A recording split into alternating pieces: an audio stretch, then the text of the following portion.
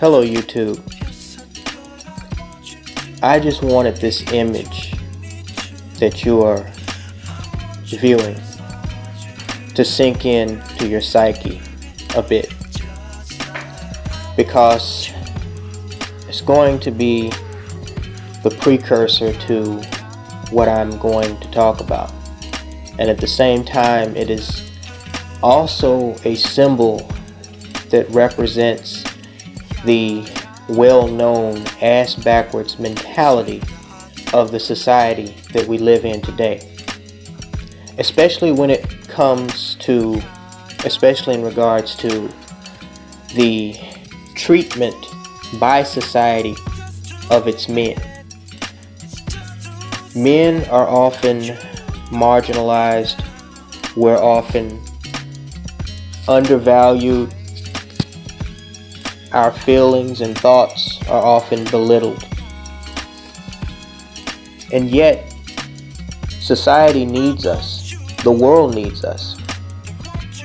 There simply can be no civilization and modernization and operations to continue the cycle of living the lifestyle that we have adopted since the industrialized revolution and the revolution of technology without men. We do the nitty-gritty hard work, and yet at the same time somehow women are put on a higher scale of value than us. And not only that, they're placed upon this unreachable pedestal as if there is some form of royalty, simply because they have a vagina between the legs and long hair. I chose this picture both because of its historical value, in which a tragedy occurred as a result, and the seemingly, well, obviously awkward, out of place nature of the picture, which again has come to symbolize the society that we live in. Because the society that we live in has allowed the abnormal to become normal. This picture for me has come to represent everything that is wrong with our society, including the relationship between black men and black women. Now you have a pickup truck sitting in the middle of a dining hall with shattered glass and scattered chairs about.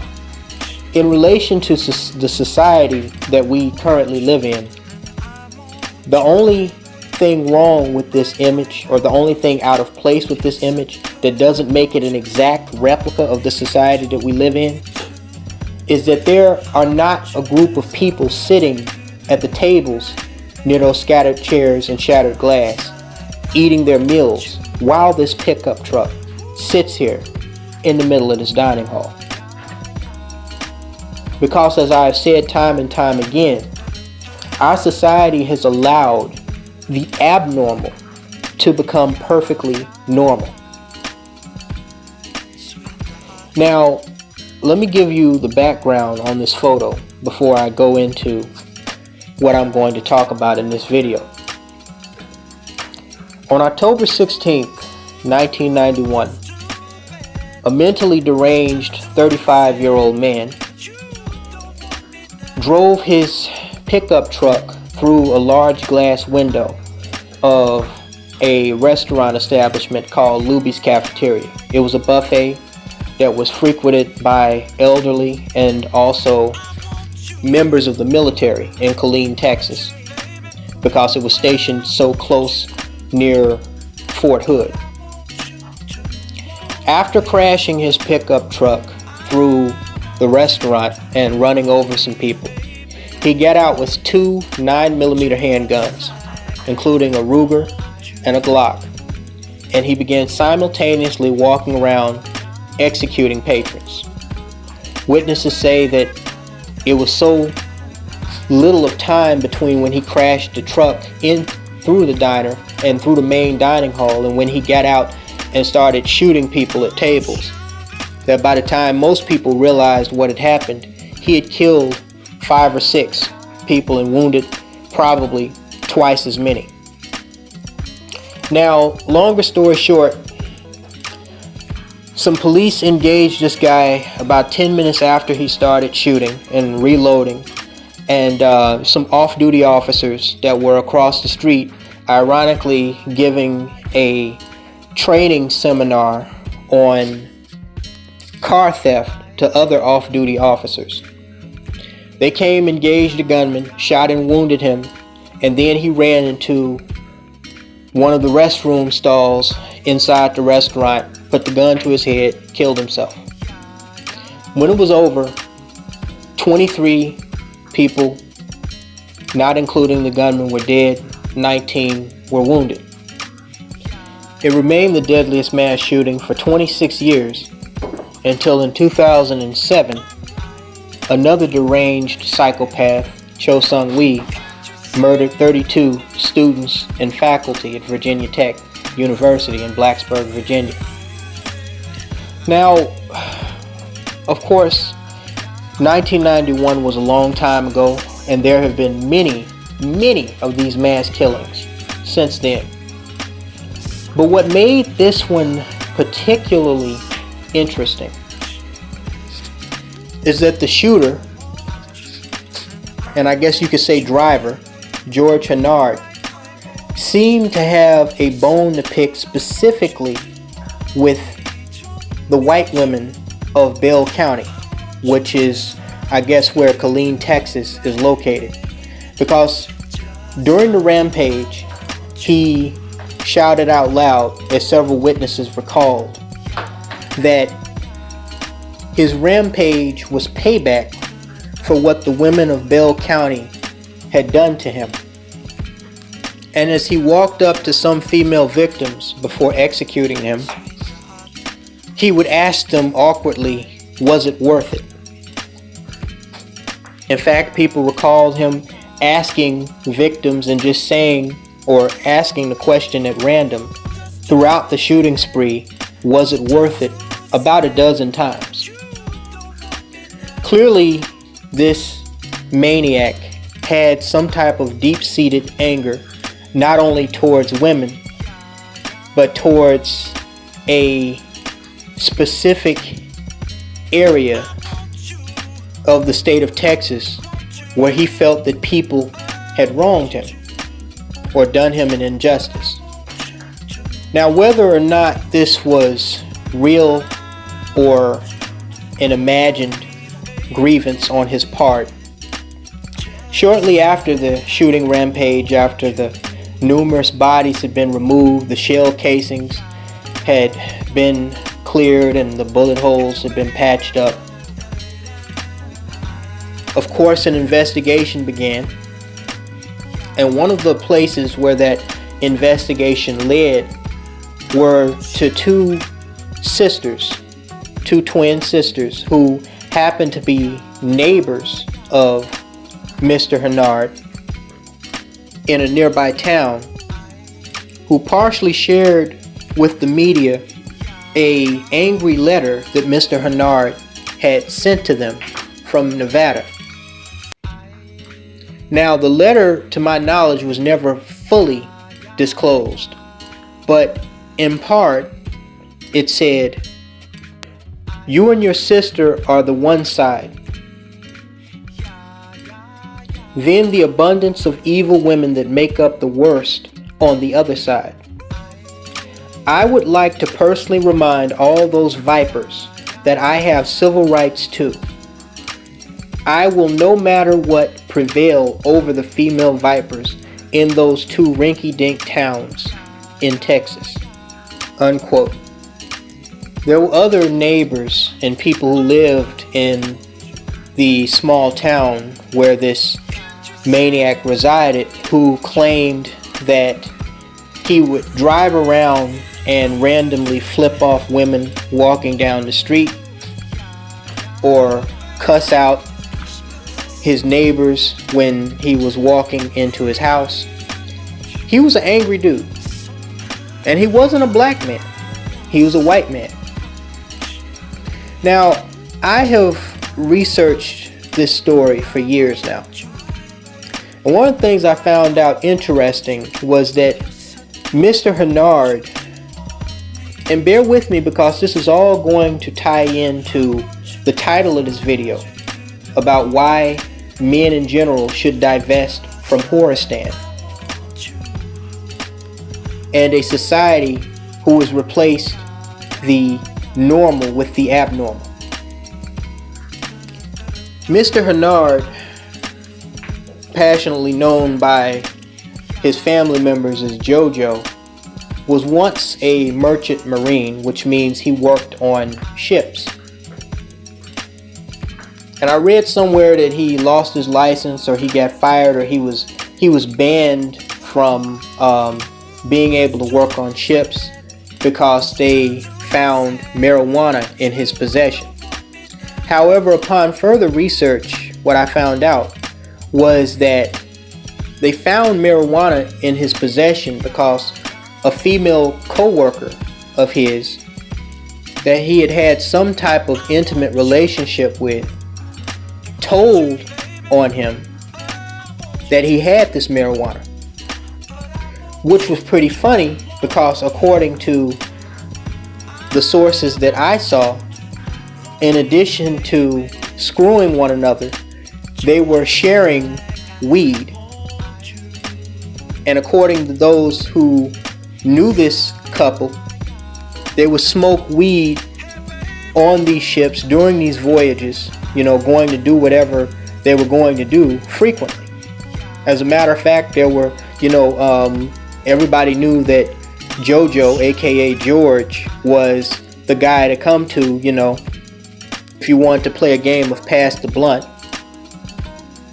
And so they would come down to his cabin, and it'd be 3 or 4 of them sitting in a cabin below decks smoking weed. Now, clearly, there are certain reasons why you probably really shouldn't smoke weed on a ship. I mean, nobody wants to jump overboard, but that's the only option your ass gonna fucking have if the fucking ship catches fire. But, that's subject for another video. So, according to what I saw, there were other male co-workers in there. Nobody told on him, but the female that he was in this some type of intimate relationship, I kind of drew from it that they were, just fuck buddies. There wasn't really nothing serious going on there. It's just like, they own this ship, ain't nothing else to do in between shifts but fuck and smoke weed. So I kind of drew from it that it was something like that going on. And so at some point in time, this female betrayed him and she snitched on him, even though she was smoking the same weed and the same something else that this guy had. And so I wasn't able to get too much further past that, but I do have to wonder how much that experience may have contributed to his mania.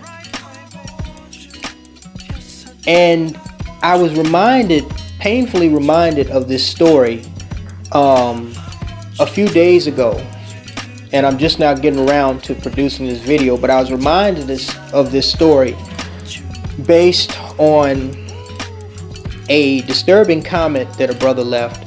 I'm not going to, put his name out there. I haven't removed the comment or anything like that.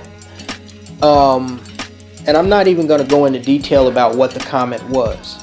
But it was a comment that was disturbing, not so much because of its content, but because of, I realized that this is a brother that's kind of on the edge. And I think everybody has learned now, with everything that's going on in the world, not to take what people say lightly. Okay? When somebody tells you something you should take it seriously. You shouldn't, just brush it off as, oh, they're blowing off steam, or oh, they're just talking shit, trying to scare somebody. And I discussed with this brother, I listed to him some steps that he could take, to deal with the issues and combat the issues, and even avoid the problem children that cause these issues to come, to manifest themselves in his life, so that he doesn't have to worry about feeling like this on the inside. Because he seemed to have a grievance similar to us and to Mr. Jojo Hennard and so many of these simps that go off and kill themselves, or kill a female and kill themselves. And that is the blatant disrespect and disregard of the Black American female. And I never got a response back from that guy. And, I kind of weighed inside of myself, what I should do.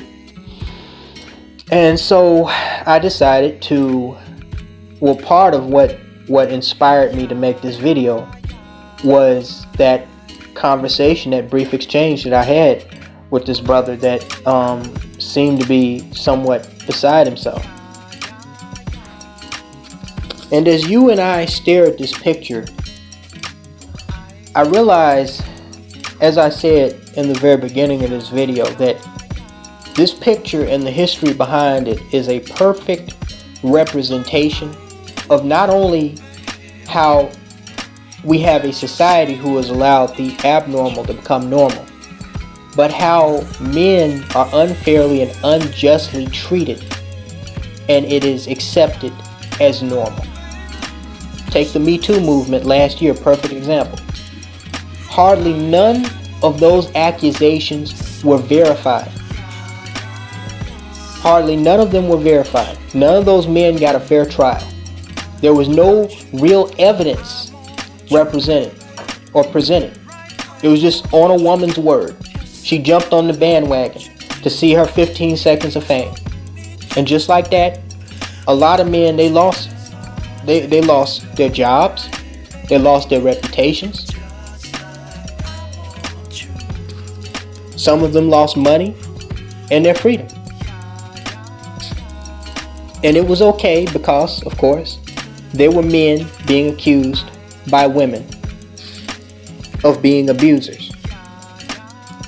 Yet when you look at the history of most of these women that make these accusations, such as in the case of the white woman who accused Kobe Bryant of rape, we see the type of whorish, scandalous life that they led. Just like this Stormy Daniels chick that, CNN is trying to parade around and make a circus show out of. Supposed to embarrass Donald Trump? No, honey, you embarrass yourself. You're a porn star who sucks and fucks dick for a living of stranger men. How the hell are you embarrassing the president? You embarrass yourself. Or if you embarrass him, you embarrass yourself as well. But of course, because we live in a ass backwards mentality, which, like the image in this photo and the history behind it, accepts the abnormal as normal, you're accepted into the little libtarded circle to be used as a propaganda weapon for the political zealots, instead of being labeled, seen, and treated exactly as what you are, a whore. I did a video yesterday concerning this convicted felon named Jeremy Meeks. This guy is not only a felon, he's a predator. Some people claim that he's a psychopath, and it's obvious that he is just an opportunist taking advantage of a situation which involves a society full of feeble-minded, emotionally weak, foolish women who say that simply because according to them, he's fine and sexy. In spite of his faults and his crimes, he should be uplifted and worshipped as a god. And yet there are so many hard-working, good men out there who don't get this same admiration and respect. Prior to that, a couple of days before, I had made a video about all of these physically attractive females that get with thugs like Mr. Meeks because they have a seriously flawed misinterpretation of what a alpha male is. And one of my commenters had made mention that a lot of these young females, these Instagram thoughts, they like the idea of danger, both the white ones and the black ones. Like I said, the only thing, prior to what a lot of you guys believe, the white American female under the age of 30 is only a slight step above the black American female, and that's simply because she doesn't have illegitimate children laying around all over the place. When you look at the type of things they gossip about, the type of ways they attract attention, the type of guys that they date, the way they treat, so-called nice guys and other simps that worship the ground they walk on and would actually do right by them, what you basically see is different sides of the same coin. But I had responded to that brother that said that, a lot of these females, they enjoy, the excitement of having a guy who seems like he's a little dangerous, like he's a little rebellious. But then what happens? That guy, he turns on them, and that danger becomes a major risk factor to their well-being. And in some unfortunate cases, they become victims of these very dysfunctional males.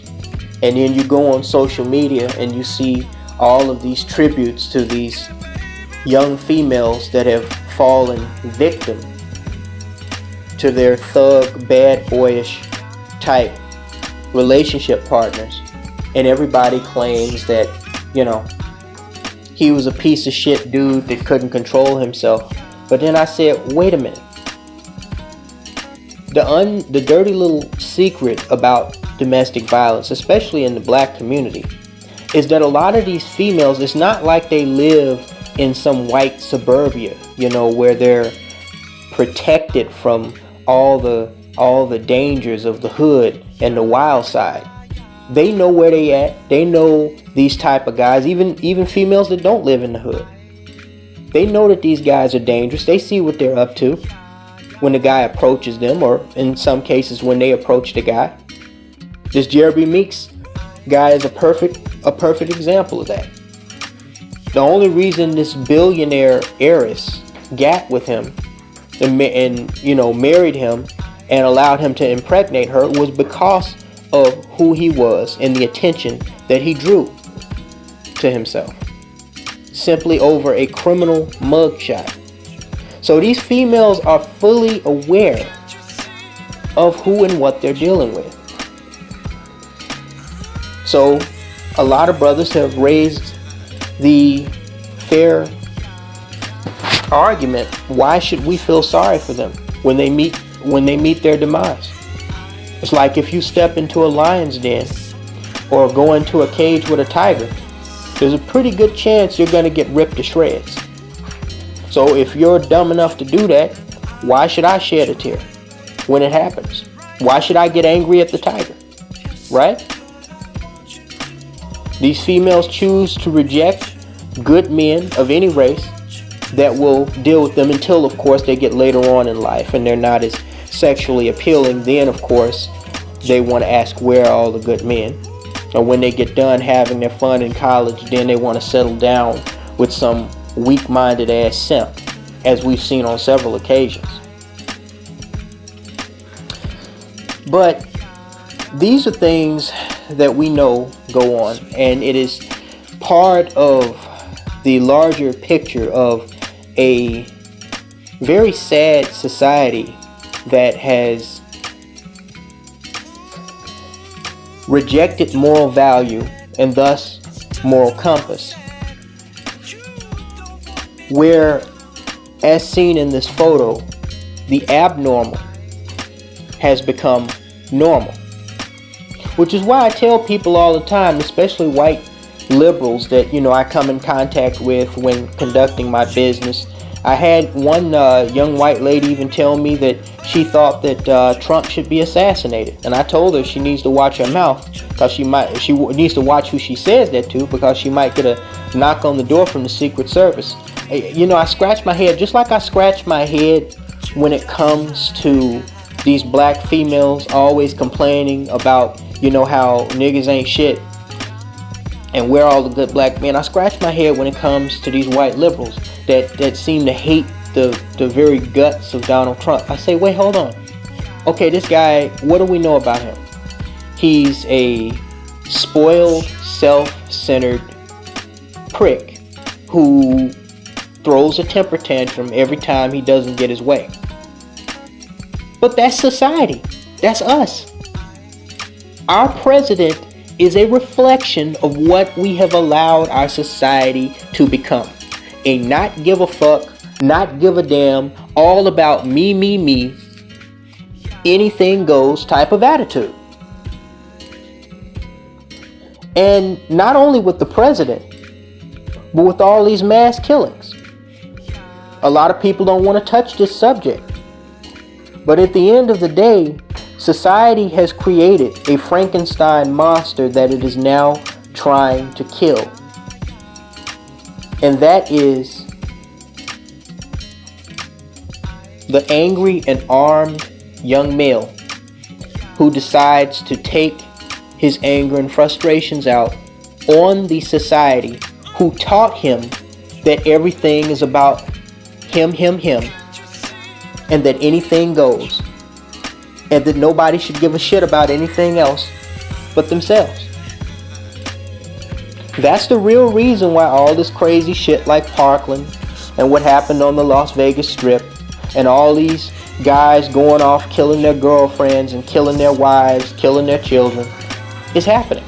It's happening for the same reason why we have young women, including underage girls, getting on social media, posting all manner of degenerate, disgusting, despicable, disrespectful, distasteful behavior. Some of them outright admitting to being strippers and whores, and yet never being called out, not being shamed. It's become so, the abnormal has become so ingrained in the bloodstream of our society that we just carry on as normal when we see a degenerate or degenerate behavior. Some 16-year-old girl on her Instagram or on YouTube talking about giving blowjobs. It's normal. Some 12-year-old girls in skimpy clothing twerking in front of a camera that their aunt is holding. That's normal. 14 and 15-year-old girls getting pregnant before their sophomore year in school. It's normal. Women who were obvious groupies and gold diggers coming forward 20, 30 years later, claiming that the very men that they were chasing raped and assaulted them. That's normal. And thus you have the other extreme end of the spectrum. 500 people get shot on the Las Vegas Strip. That's normal nowadays. 17 people gunned down in their high school in Florida. Yep, you bet it. It's normal. Some nut college dropout mailing letter bombs to black people in a neighborhood in Austin, Texas. Guess what? It's normal. See, this is the danger of what has become a society which has rejected moral code. It's at a point now where we don't know, and a majority of us don't care which way is up and which way is down. Which is why we see all of this stuff unfolding before our very eyes. We've allowed these liberal-minded people to tell us that we have to accept everything and that we have to be politically correct, and we don't have a space to vent the way we really feel. Hence what the black feminists tried to do to black men content creators on YouTube last year. And when you have that combination of insanity, unrighteousness, and ass backwards mentality pent up in one spot where there's no way for even the steam to seep out, you're going to have an explosion of the very lunacy that we see today, and that is seen in this picture. Which leads me to my point in relation to men who have become victims, both psychologically and some even physiologically, in this westernized culture that devalues them when men are the largest, greatest asset that humankind have ever had. Because there are things that we do that women simply cannot. In this day and age, there's absolutely no reason for any able-bodied male who has his shit together, who takes care of his business, to be losing his mind over no female. It just shouldn't happen. We've all been made angry. We've all had incriminating thoughts. But to just completely go bonkers, completely go nutty. Now, given the stresses of life, I understand that there are points in time when you may feel warranted.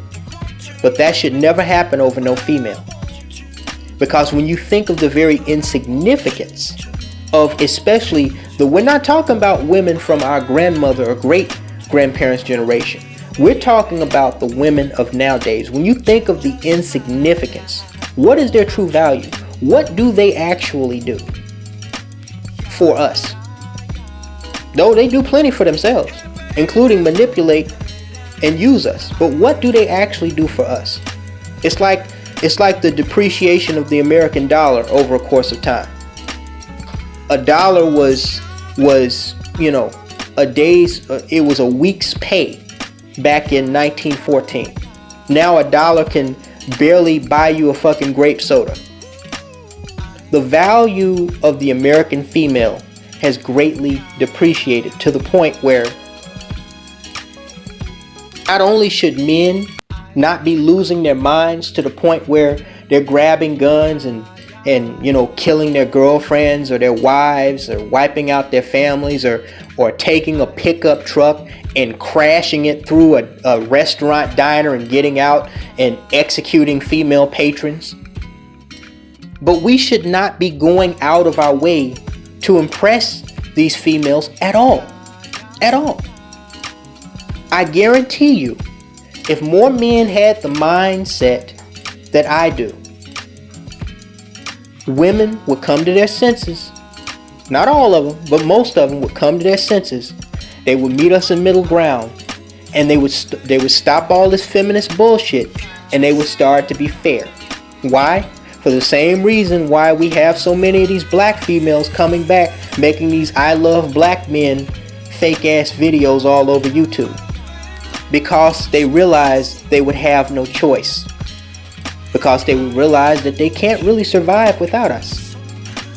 Nature is supposed to be a balance. And because our culture has accepted an abnormal way of thinking and reasoning and accepting human behavior, that has created a giant imbalance. And not just an imbalance in the way people behave, which curbs political and religious beliefs and ideologies, but also in the way people conflict resolve, to the point where you have demented, tragic minds like George Hennard. Now, I'm sure that Mr. Hennard, like most of us, even though they tried to paint him as completely crazy, which they often do with all of these mass murderers, I'm sure he had some legitimate grievances towards women. And when you listen to the part of the letter that they released, where he called women female vipers, it sounds eerily similar to the types of terms that a lot of us frustrated brothers use when we go to label these women who have intentionally made our lives, or attempted to make our lives, a living hell. Yet and still, that does not justify what he did. We have to ask an important question that most people don't want to ask. They don't want to face it. Just like these females don't want to face that the reason why they're 72% single, it has as much to do with them as it does the deadbeat males that they complain about all the time, that they choose to date and screw and get pregnant by. Society has to ask the question: do men like George Hennard become extremists in nature because of their surrounding environment, which comprises part of society, has become extremely immoral and unfair and unrighteous and unjust towards men? Maybe George was mentally ill and had serious anger issues that had nothing to do with anybody else. Or maybe it was just one episode of being treated like shit after the other that finally drove him over the edge.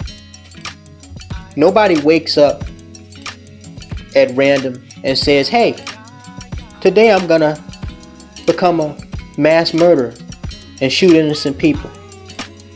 Nobody says, hey, today I think I'm gonna kill my girlfriend and then myself. Any more than somebody wakes up one day and says, hey, I think I'm gonna take this bribe while I'm sitting in political office and get myself sent to prison for 30 years. Or, hey, I think I'm gonna go rob this bank and then have a suicidal shootout with police when I get cornered. These are choices that are made one wrong move at a time. And admittedly, in most cases, they're made by the perpetrator themselves. But in other cases, it is a combination of the accused and those participants who were actors in the accused personal space and surrounding environment. As they say, most kids who shoot up schools are bullied. Clearly that doesn't justify what they do, as I've said on multiple occasions myself. But the fact is, our society simply doesn't care anymore. And so, in turn, a lot of people, especially a lot of men, a lot of younger men, and some older men, feel that they shouldn't care either. If everything goes and nothing matters, then what the fuck does it matter? See, what I believe is that in our society, in our world, of the 7 billion people, we have different kinds of individuals. And just like we have different kinds of individuals, we have people who deal with stress in different ways. Unfortunately, our society and the way it has misshaped our culture over the course of the last 30 years have pushed some of the weaker-minded human beings into a corner and left them no viable options. And so these people that are pushed into this corner with no way to allow the dysfunction and the insanity steam out of their kettle, these people, they finally snap, and we see the end result of that.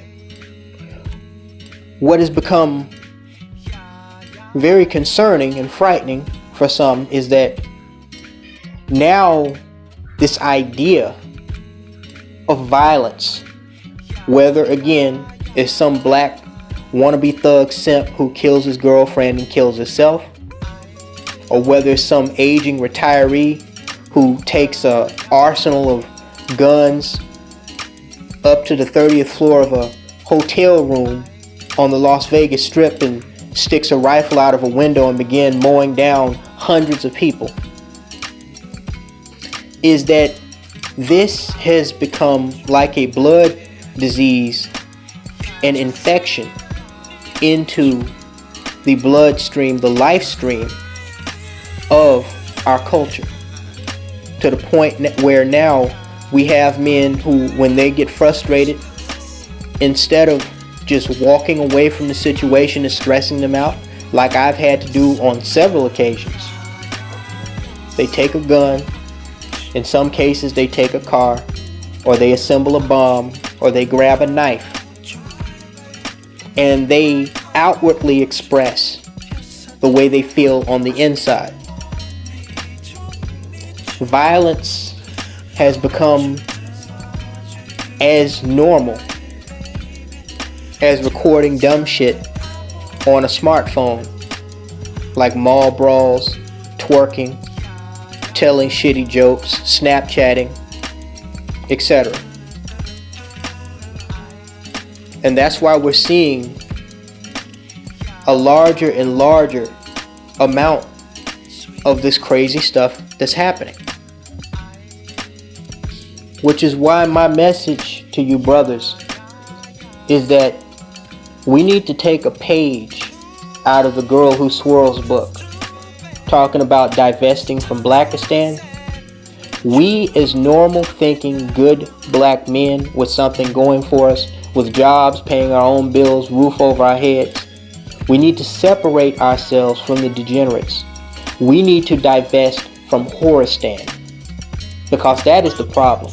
That is the biggest problem, because the way I see it, Whoreistan created Blackistan. And not just in the black community. White men, as obviously, as seen in this photo, have their issues with white women as well.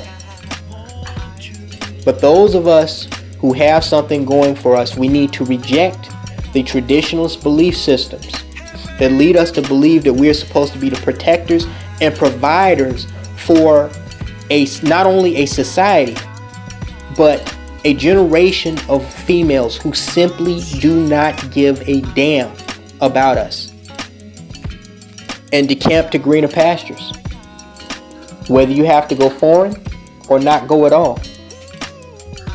It's not worth losing your mind over and doing something rash. You should never, especially with these modern day females, you should never let a woman have that much of your mind where you go and do some crazy shit like this, or any one of those stories that we talked about men going off, killing their women. Sometimes they wipe out their whole family, children, grandparents, parents, wipe out the whole family. White men are especially known for this, but black men have done it too. Because once you do that, it's not going to ease the pain. It's just going to make matters worse. And that's what, I tried to relate to that brother who seemed to be very distraught that left that comment on one of my videos, that disturbing comment I was telling you guys about earlier. Don't get me wrong, brother. I'm not here to judge. I understand what you're going through. I've gone through it before, and to some extent I still go through it. When my channel was, my Brian Too Bad TV Solange channel was flagged down last year, I was so fuming angry. There were a lot of incriminating thoughts that went through my mind. And what was fuming me wasn't so much that my channel got flagged down, but who flagged it down and their reasons for flagging it down. Here it was, I had found a way to vent my anger and my frustration legally, fairly, to an audience of like-minded men and some women who felt the same way I do, who had gone through the same thing that I had gone through. I was able to express myself without crashing a pickup truck through the window of a cafeteria diner and getting out and executing innocent people,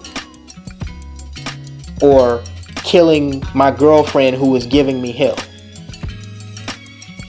And here someone comes, because they don't like the things that I say, they come and they try to take that away from me. And they think it's funny. Well, of course we know, a year later, flash forward a year later, look at where most of those people are now. And I survived it. And I'm going back in popularity. So that's what I want brothers to understand. There's always another opportunity. There's always another way out. Things will always change. Your enemies, just so long as you don't let them get to you, will always falter. Okay? They're gonna get theirs. It's only a matter of time. People who did you wrong, they're going to get theirs. And we see our enemies here online getting theirs. A lot of which has nothing to do with, our retaliation. It has to do with their own insecurities and paranoia. But let me say before I close out this video that in relation to black men especially, I'm not talking about the brothers that were, born to, these teenage baby mamas, and they were brought up in that gang banging, gun slinging environment that people call the inner city. I'm talking about brothers that have their head on right. They have their head on their shoulders right. But they allow the pressures of life, especially the pressures of dealing with a female, to make them lose their mind. I'm concerned about your health, brothers. And I'm here to tell you, the grass is greener on the other side. The only trick is finding out which side of the road that is for you, going there, staying put, and building. Or in some of our cases, rebuilding. Thanks for listening. Talk to you later, guys.